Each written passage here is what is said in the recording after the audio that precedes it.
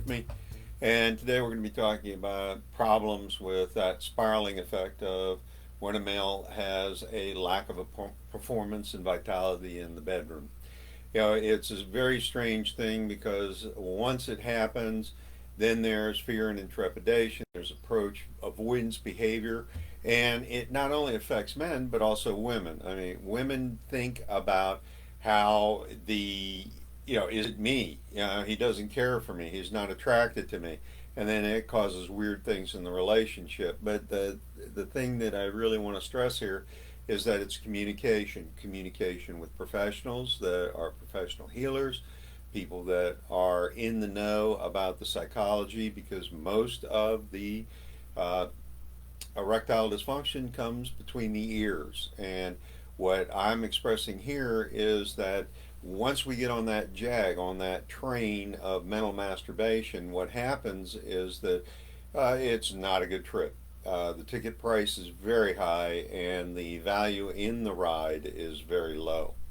So it can destroy your business, it can destroy relationships, as I just mentioned, because there's no communication, there's withdrawal, there is a sadness, just because men are, identify with their genitalia, and with that, that means that they're thinking about that more often than not. And when we talk about a male not being able to perform in the bedroom, then his work will also start to slide.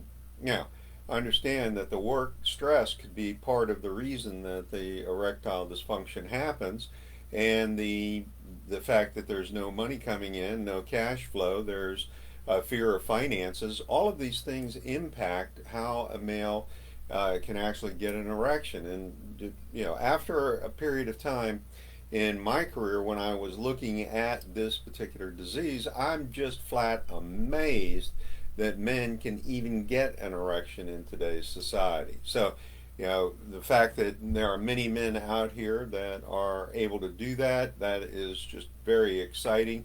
And you ought to be really happy about that. So, when we talk about the actual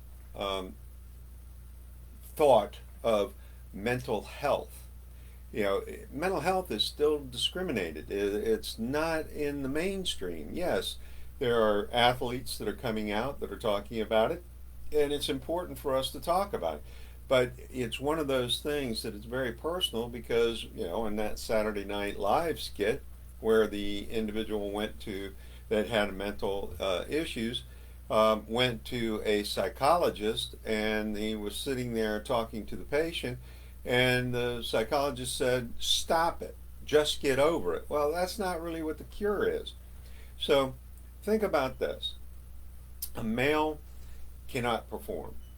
So the next time an opportunity comes along, does he seize the opportunity, or does he kind of lay back because he's not sure that the performance will be there? All right, let's talk about the work and the business and the finance and the pressure and the fear and intimidation from the partner. All of these things add up to a lack of performance. And there are triggers out there. You're right now with the holiday season, you have all these ads about love and relationships and all these wonderful things that are going on. And in reality, it's all superficial. But again, it has to do with your framework of your lifestyle and your mental capacity. The band aids that are out here, or the drugs, or the pumps, or the injections, or the implants. You don't need to go there. It's simple. All you need to do is get the correct diagnosis. A stamp test is one of the best to be able to figure out whether or not a male is fully functional.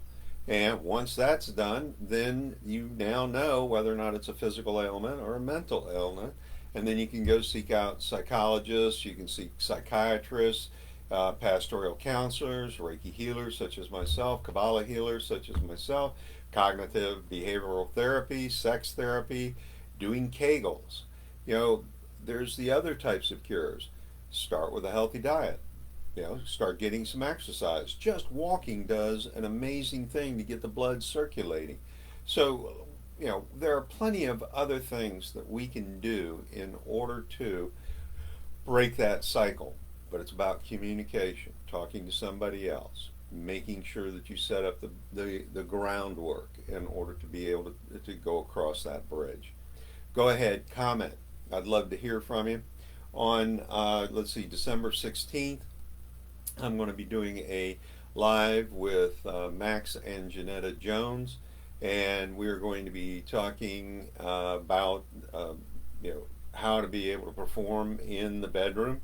And I'd love to have you come and watch that live. It'll be at 3:15, and go ahead and comment. I appreciate you staying and watching this live.